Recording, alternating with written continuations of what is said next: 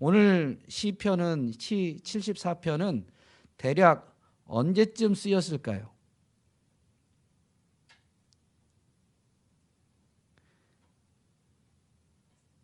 시 74편 안에 이 뭐라고 해야 될까요? 이 시가 언제쯤 쓰였다라는 것을 이렇게 드러내주는 표현은 없습니다. 그러나 내용을 잘 생각해 보면 이 시가 대략 언제쯤 쓰였겠구나라는 것을 유추해 볼 수가 있어요. 이런 것들이 이제 말씀을 묵상하는 방법입니다.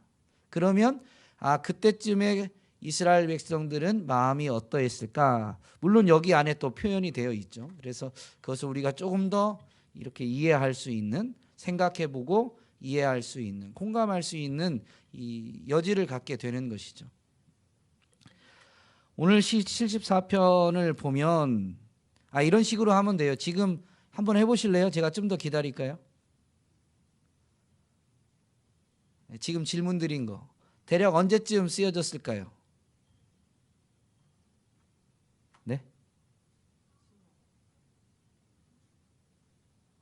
아니 좀 더 안 들려요, 집사님. 아니 괜찮아요. 틀려도 돼요. 왜 이렇게 또 갑자기 한 번 더 질문하니까 이렇게 위축되세요. 시 안에 어떤 내용이 있어요? 어쨌든 대적이 원수가 와서 성소를 짓밟았어요. 약탈하고 성소를 불사르고 이렇게 더럽히고 하여튼 파괴한 거죠. 성소에 불을 질렀으니까. 그런데 시 안에 보면 성소는 약탈당하고 이게 불살라지는 것과 같이 이렇게 파괴는 됐는데 이스라엘 백성들은 포로로 끌려가진 않았어요. 그러면 예루살렘이 적국의 침입을 받아서 성전까지 이렇게 약탈당하고 파괴됐고, 그러나 나라가 완전히 망하지는 않아서 이 이스라엘 예루살렘 주민들, 예루살렘에 있는 유다 왕국의 백성들이 포로로 끌려간 건 아닌 것이죠. 그러면 적어도 나라가 거의 멸망할 때쯤에 일어난 거고, 조금 더 이걸 정확히 이해하고자 한다면, 그러면 예루살렘이 이렇게 적국에 의해서 그 성이 공격받고 성전이 이렇게 약탈을 당하지만 유다 왕국은 멸망하지 않은 때가 대략 언제쯤인가라는 것을 조사를 하면 조금 더 알 수는 있습니다. 주전 586년에 유다 왕국이 멸망했으니까 그 이전이고, 이 예루살렘 성에까지 쳐들어와서 성전을 이렇게 짓밟은 그런 침입은 바벨론이 여러 번에 걸쳐서 공격해 오다가 유다가 망했으니까 그 1년 전쯤이 가장 설득력이 있습니다. 그래서 그때쯤에 이 시가 쓰여졌겠다라고 생각을 해볼 수 있죠. 그러나 제가 지금 이렇게 유추한다고 했지 정확히 이 시는 주전 587년에 기록되었습니다라고 말씀드리진 않습니다. 그러면 이때의 이 유다 백성들, 이 시인도 내내 이런 유다 백성 중에 한 사람이었을 텐데 이때 이 사람들의 마음이 어떠했는지 우리가 한번 충분히 생각해보고 이 시의 표현들을 이해한다면 우리가 이 시를 조금 더 깊이 이해할 수가 있게 되고, 그것이 오늘 우리와는 어떤 연관이 있을까? 우리가 시인과 같은 상황에 처한다면 우리는 어떤 현장에서 어떤 경우에 그런 상황과 순간과 가장 유사한가? 우리는 어떤 순간에 그런 마음을 겪게 될 것인가라고 이렇게 생각해 볼 수 있고, 바로 그때 어떤 믿음의 반응을 보여야 되는지를 이 말씀을 통해서 우리가 이제 깨우치고 배우고 그것을 이제 사실은 실천할 수 있어야 되는 것이죠. 이렇게 하는 것이 이제 묵상입니다. 시인이 1절부터 이런 시대적 상황 가운데에서 하나님을 향해 거칠게 항변하고 절규합니다. 하나님이여 주께서 어찌하여 우리를 영원히 버리시나이까? 어찌하여 주께서 기르시는 양을 향하여 진노의 연기를 뿜으시나이까?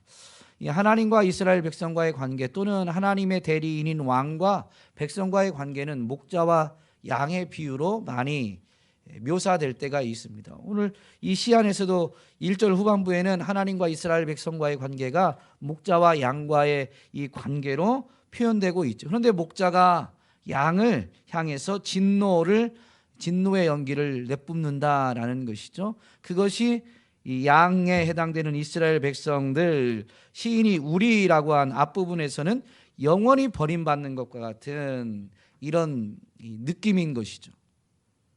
지금 하나님이 이스라엘을 영원히 버리시는 것 같아요. 그런데 시 내의 이 내용을 보면 현재 상황을 묘사하면서 11절에 보면 하나님이 손을 빼내서 원수들을 멸하시기를 간구하고 있거든요. 그러면 이 간구는 하나님이 영원히 버리셨다라는 것에 대한 이 선언, 그것을 받아들이는 사람이 이런 간구를 할 수 있을까요? 하나님이 영원히 버리셨는데 그 하나님이 손을 빼서 좀 우리를 구해 주세요라는 이 간구를 할 수 있겠습니까? 이 묘사와 이 묘사는 영원히 버리시나이까라는 것은 그만큼 하나님 앞에 버림받는 고통이 크다라는 것에 대한 이 표현이지 팩트는 아닌 것이죠. 지금 이 성전이 파괴되는 것을 보고 하나님 백성인 이 시인이 느끼는 게 영원히 버림받는 것 같은 그런 고통인 거예요. 그러나 이 표현을 조금 더 살펴보겠지만요, 이 시인이 현재 상황, 원수들이 그렇게 하는 것을 보고 더군다나 하나님이 아무 반응을 보이시지 않으니까 그것이 이제 버림받는 것 같은 고통이지만 시인은 분명히 하나님께 손을 빼내시어 그들을 멸하소서 우리를 구원해 달라라고 이렇게 호소하게 되는 것입니다. 그러므로 엄밀히 말하면 우리를 영원히 버리시나이까? 하나님 앞에 절규하고 이렇게 하나님 왜 우리를 버리십니까? 어찌하여 버리십니까? 라고 따질 수 있는 그 기저에는, 그 밑바탕에는 사실은 믿음이 깔려 있는 거예요. 고통이라는,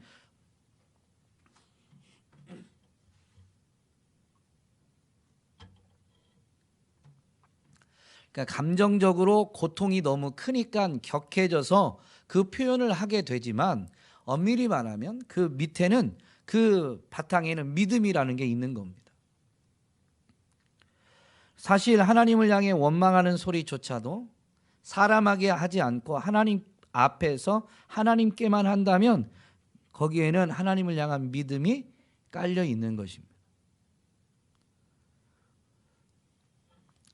하나님이 이스라엘을 영원히 버리시는 것 같은 이 느낌은 현재 일어난 성전이 약탈당하고 성전이 파괴된 것 때문에, 왜냐하면 하나님이 영원히 그 성전에다 자기 이름을 두겠다라고 약속하셨거든요. 하나님은 영원히 여기서 너희와 만나겠다라고 약속하셨고 내 눈과 귀가 영원히 여기 있겠다라고 분명히 말씀하셨는데, 그 하나님이 만나 주시겠다는, 하나님이 거하시는, 하나님의 이름을 두신 그곳이 이방인들에게, 우상 숭배하는 자들에 의해서 무너지니까 이것 자체가 이제 하나님이 우리와 함께, 그 성전은 이 이스라엘 진영 가운데 있었으니까요, 하나님이 우리와 함께 하시지 않는 것처럼 느껴지게 된 것이죠. 그리고 시간이 지나고 흘러가고 있는데도 성전을, 하나님의 이름을 둔 성전을 짓밟은 원수들을 향해서 하나님이 어떤 징계도 내리시지 않는 거예요. 그리고 하나님 백성에게는 아니 언제까지 기다리라든가 좀 이렇게 말씀 주시고 뭔가 이 상황에 대해서 설명해 주시면서 하나님의 뜻을 말씀해 주시면 인내하며 기다리기라도 하겠는데 하나님은 또 침묵하고 계십니다. 그렇기 때문에 지금 이 성전이 파괴된 것을 바라보면서 그 고통이 언제까지 될지 모르니까 그러면 어떤 느낌이냐면 언제 이 고통이 끝날 것이다라는 걸 모를 때의 사람은 그게 계속될 것 같은 이 기분, 감정인 것이죠. 9절 말씀해 보면 우리의 표적은 보이지 아니하며 선지자도 더 이상 없으며 이런 일이 얼마나 오래는지 우리 중에 아는 자도 없나이다. 그러니까 선지자가 없다라는 것은 사실 히브리서 1장 1절 말씀해 보면 이런 표현이 있습니다. 옛적에 선지자들을 통하여 여러 부분과 여러 모양으로 우리 조상들에게 말씀하신 하나님이 이제 예수 그리스도를 통해서 말씀하신다라는 부분이 이제 이어지고, 히브리서는 사실 예수 그리스도의 위대함에 대해서 설명하는 서신입니다. 그런데 그 예수 그리스도를 통해서 말씀하시기 전에 옛적에는 어떻게 하셨냐면 선지자들을 통하여 여러 부분과 여러 모양으로 우리 조상들에게, 하나님의 백성들에게 말씀하셨다라는 것입니다. 그런데 그 하나님의 말씀을 전해준, 즉 하나님이 말씀하시는, 하나님의 백성에게 말씀하시는 방법이 선지자라는 이 사람을 통해서 말씀하신 것이거든요. 근데 그 선지자가 지금 우리 중에 없다는 거예요. 그러니 하나님이 말씀하시지 않는 거예요. 하나님의 뜻을 나타내 주시지 않는 것이죠. 그리고 여러 모양, 여러 부분으로 이렇게 말씀하셨다라고 할 때 그 선지자들이 종종 표적을 행하시면서 하나님이 분명히 살아계시고 하나님이 이것을 이루실 것을 분명히 말씀하신다라는 것을 입증해 보였거든요. 어쨌든 그런 표적도 없고 선지자도 없으니까 하나님이 완전히 침묵하시는 것처럼 보입니다. 그러다 보니 우리 중에는 지금 이 일이, 원수가 공격하고 성전을 파괴하고 하나님의 영광을 모욕한 이 일이 언제까지 지속되는지, 얼마나 오래는지, 즉 그 끝이 언제일지 아는 사람이 없다라는 것이죠. 그래서 지금 그 가운데 겪는 고통이 영원히 버림받는 것과 같은 고통인 것입니다. 핵심은 이 성전에 하나님이 하신 약속, 성전을 통해서 하신 약속은 영원히 여기 있겠다, 영원히 너희와 함께 하겠다라는 약속인 것이죠. 하나님의 약속이 영원한 건데 그 영원한 약속이 깨어지고 하나님이 침묵하시니까 이젠 그 하나님과 함께 할 수 없게 되었다라는 것만 확인한 거예요. 그러니 영원한 약속을 주신 하나님과의 관계가 끊어진 하나님의 백성은 어떤 고통을 겪는 거냐? 이 표현을 빌리자면 영원한 고통입니다. 그럼 우리는 한번 생각해 봐야 돼요. 하나님과 멀어진 것에 대해서 우리는 그것을 얼만큼 두려워하고 있는가? 그것이 그냥 늘 그럴 수 있어. 일요일이면 우리 돌이켜 회개하면 돼. 만약에 이런다면요, 우리는 매우 위험한 상황에 있는 거죠.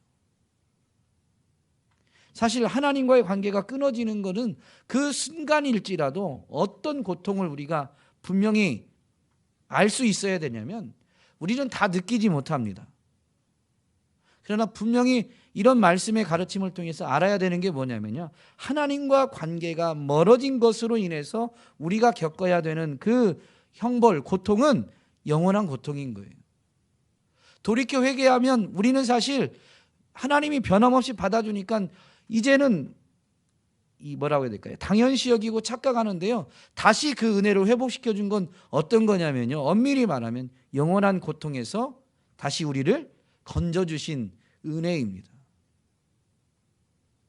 그래서 이 원리를 분명히 안다면요, 때로는 우리가 느끼는 어떤 이 감정, 우리가 인식하는 인식 수준을 넘어서서요, 분명히 진정한 감사로 하나님 앞에 예배할 수밖에 없는 것이죠. 우리가 느끼는 게 진짜가 아니에요. 우리는 사실 요한복음을 계속 묵상하게 하고 있었는데요, 이제 요한복음 14장부터는 이제 4월 달에 아마 할 거예요. 왜냐하면 부활절에 맞춰서 이제 이렇게 말씀 묵상하도록 그렇게 이끌어가는 것 같아요. 어쨌든 요한복음을 보면 예수님의 신성을 강조하는 책인데요. 그 예수님이 빛으로 이 땅에 오셨는데 그분을 받아들이지 않으면 이미 심판을 받은 것이다 라고 가르치고 선언하는 게 요한복음입니다. 그냥 지금 예수님을 우리가 받아들이지 않는, 예수님을 온전히 믿고 따르지 않는 것 자체가 사실 이미 심판을 받은 거예요. 그럼 이미 심판을 받았다라는 것은 무슨 의미냐면 우리는 영원한 형벌을 받은 거예요. 예수님을 믿지 않는 순간일지라도 영원한 형벌을 받는 것이죠. 시편에 지금 이 저자가 하나님 앞에 영원히 우리를 버리시나이까 라는 표현이 어쩌면 그런 의미가 아니겠는가 이렇게 묵상해 보게 됩니다. 그러면 이 하나님과의 관계를 놓치는 것, 하나님으로부터 멀어지는 것이 이 영원한 형벌, 영원한 고통이다라는 것을 인식하고 있다면 그것을 우리가 충분히 이 감정적으로, 감각적으로 인식하지는 못할지라도 이것이 영원한 형벌, 영원한 이 버림받는 고통이다라는 걸 분명히 인식하고 있다면요, 우리가 하나님과의 관계를 소중히 여기는 자세는 분명히 달라지게 될 것입니다. 어쨌든 시인은 이 하나님으로부터 버림받은, 하나님이 성전을 통해서 약속하신 그 약속이 깨어진 것이 영원한 것으로 분명히 인식하고 있습니다.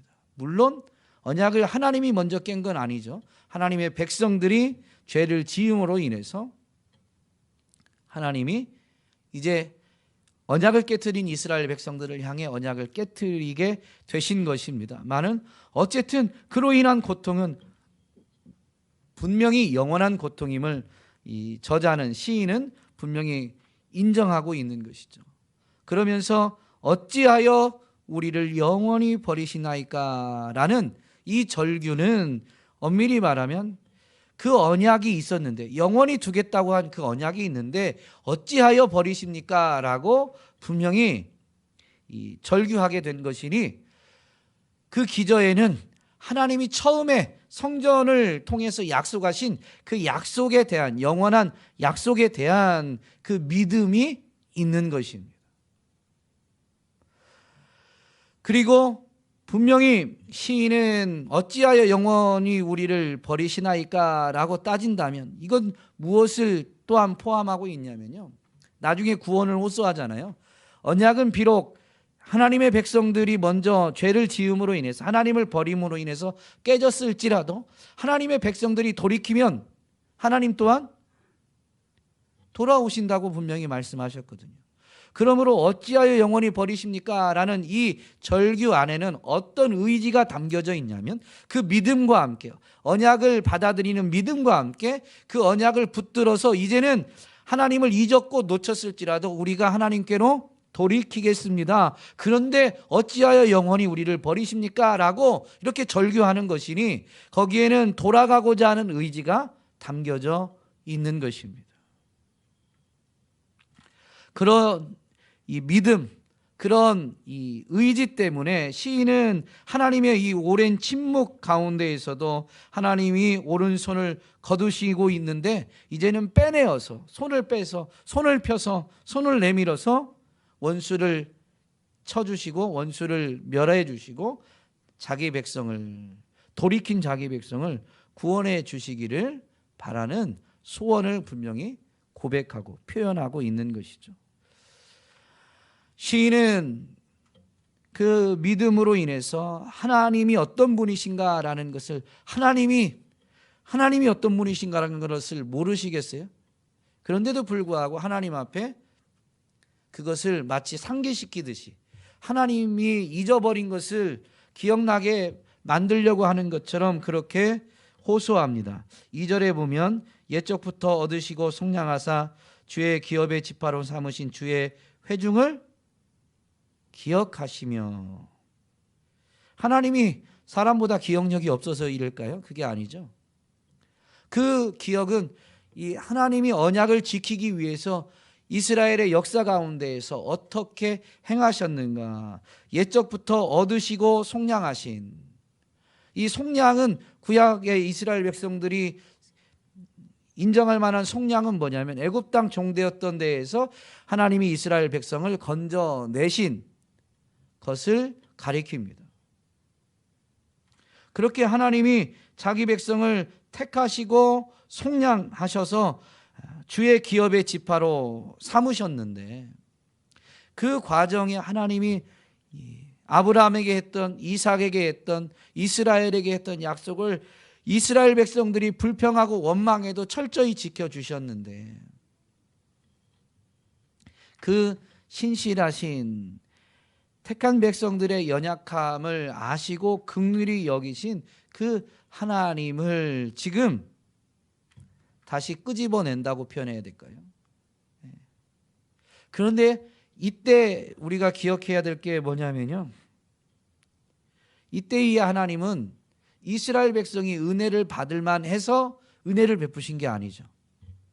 하나님이 아브라함을 택하시면서 약속하신 것, 그 약속을 지키기 위해서 이스라엘이 불평하고 원망해도 하나님을 저버려도 하나님이 그들에게 은혜와 긍휼을 베풀어 주셨던 것입니다.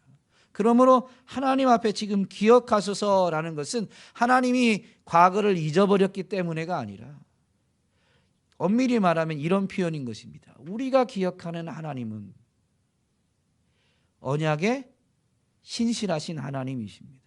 우리가 기억하는 하나님은 자기 이름을 위해서 분명히 긍휼과 자비를 베푸시는 하나님이십니다 라는 이런 의미인 것입니다.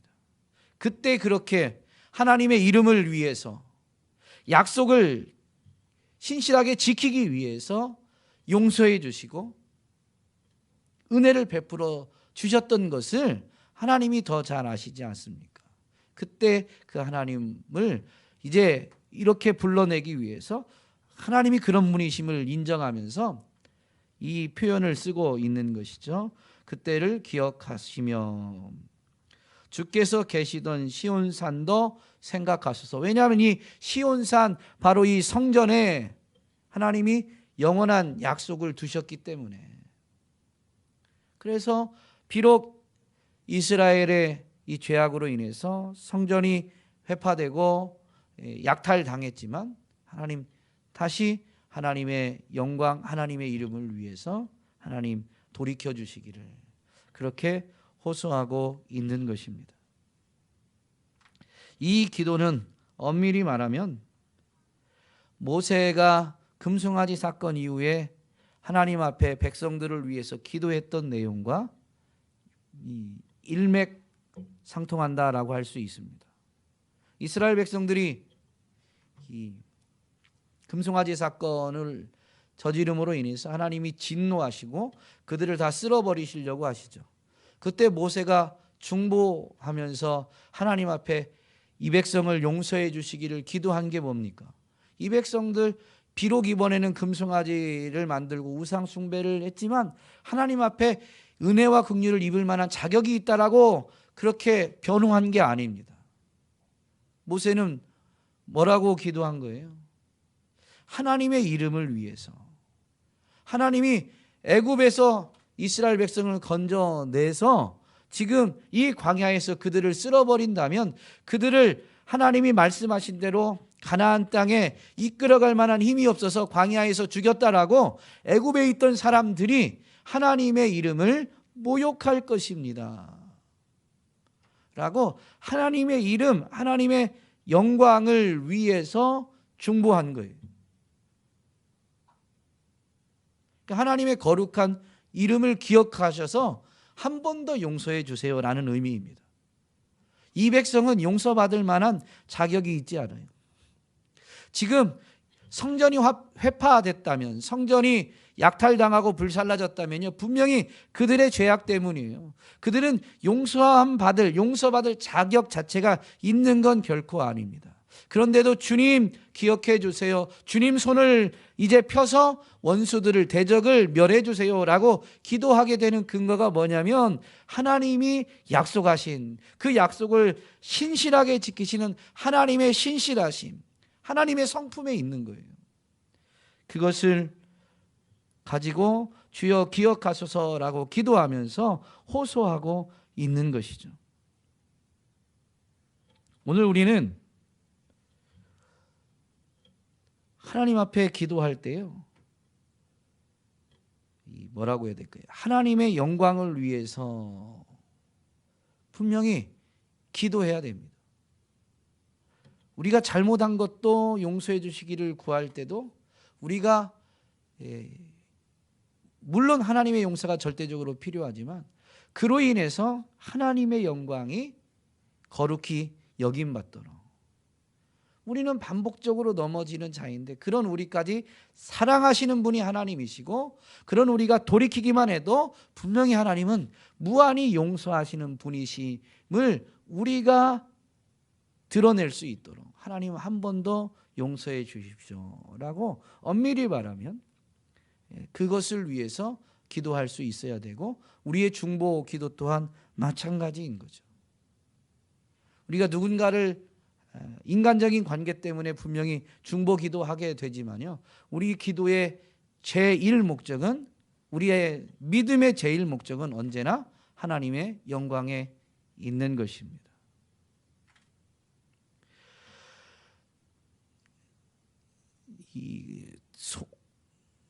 다윗이 골리앗과 싸우게 된 배경이 그 하나님의 영광에 있습니다.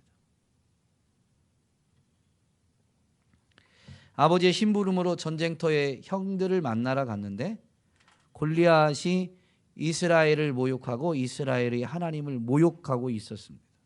그런데 이스라엘 진영 중에는 그 하나님의 이름이 모욕받는 것에 대해서 분개하고, 그래서 골리앗과 싸우려 하는 사람이 없는 거예요.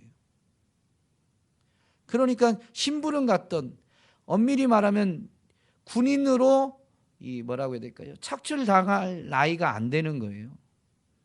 20세 미만인 거죠. 그렇게 어린 나이에 이제 심부름 갔는데 다윗이 왜 전쟁에 참여하게 됩니까? 자기 이름을 높이려고 한 게 아니에요. 만군의 여호와의 이름이 모욕당하기 때문에. 그래서 싸움을 할 때도 이 골리앗 앞에 분명히 자기를 너무 비웃는 골리앗 앞에 너는 칼을 들고 나오지만 나는 만군의 여호와의 이름으로 내게 나간다 라고 하면서 하나님의 이름을 위해서 골리앗과 싸우는, 그것은 어떤 각오일까요? 당대 이스라엘 진영 안에서 가장 용맹하고 싸움을 잘한다는 용사들도 주저하는 싸움인데, 전쟁에 참여 한번 해본 적이 없는, 기껏 한 게 양을 치다가 사자나 곰을 쫓아낸 것 정도가 어떻게 보면 가장 큰 모험, 가장 위험한 일을 도전했던 것의 전부인데요, 지금 골리앗 앞에서 나가 싸우게 되는 이 다윗은 어떤 각오겠어요?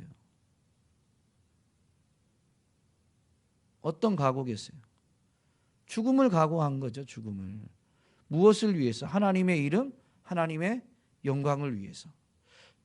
모세의 중보도 하나님의 이름, 하나님의 영광을 위해서 중보한 건데, 그때의 모세는 뭐라고 기도했었습니까? 생명책에서 자기 이름을 제하시더라도 이 백성만큼은 용서해 주십시오. 물론 용서 자체가 이 백성들을 위한 것이기도 하지만 1차 목적이 하나님의 이름을 위해서였으니까 하나님의 이름을 위해 자기 목숨을 건 거예요. 예수님이 구약의 율법 계명을 요약할 때 두 가지 중에 첫 번째가 뭐예요? 마음을 다하고 성품을 다하고 뜻을 다하고 목숨을 다하여 주 너의 하나님을 사랑하라는 것이죠. 그러니까 이런 예수님의 이 율법을 요약한 가르침을 받지 않았어도 하나님을 섬기면서 다윗도 그랬고 모세 같은 경우는 아직 율법을 이제 받자마자니까 그 율법에 얼마나 이 뭐라고 해야 될까요? 훈련받고 율법을 따라서 얼마나 실천을 했겠습니까? 그런데도 불구하고 하나님을 하나님으로 인정하니까 정말로 목숨 걸어서 하나님을 사랑하게 되는, 하나님의 영광을 위해서 헌신하게 된 것이죠. 오늘 우리의 삶은 분명히 이 어려움에서도 하나님의 이름, 하나님의 영광을 위해서 기도할 수 있어야 되겠고, 삶이 평안할 때도 우리는 사실 하나님의 영광을 위해서 어떻게 보면 이 표현대로 하면, 다윗과 같은 경우의 표현대로 하면 목숨을 걸고 모험을 할 수 있어야 됩니다. 하나님의 영광을 위해서. 오늘 저와 여러분이 납득되어지지 않는 그런 상황에 분명히 하나님 앞에 절규하고 호소할 수 있지만 이것만큼은 놓치지 않고 하나님에 대한 믿음, 목숨 걸어 마음을 다하고 목숨을 다하여 하나님을 사랑하는 이것만큼은 놓치지 않고, 이해가 되지 않아서 하나님 앞에 물을 수 있고 하나님 앞에 따질 수 있고 우리가 약해서 하나님의 구원을 호소할 수 있지만 이것만큼은 놓치지 않고 하나님 앞에 나아가는, 하나님 앞에 바로 서는 사람들이 될 수 있기를, 그래서 하나님께 온전히 영광 돌리는 삶을 살아낼 수 있기를 주님의 이름으로 축복합니다.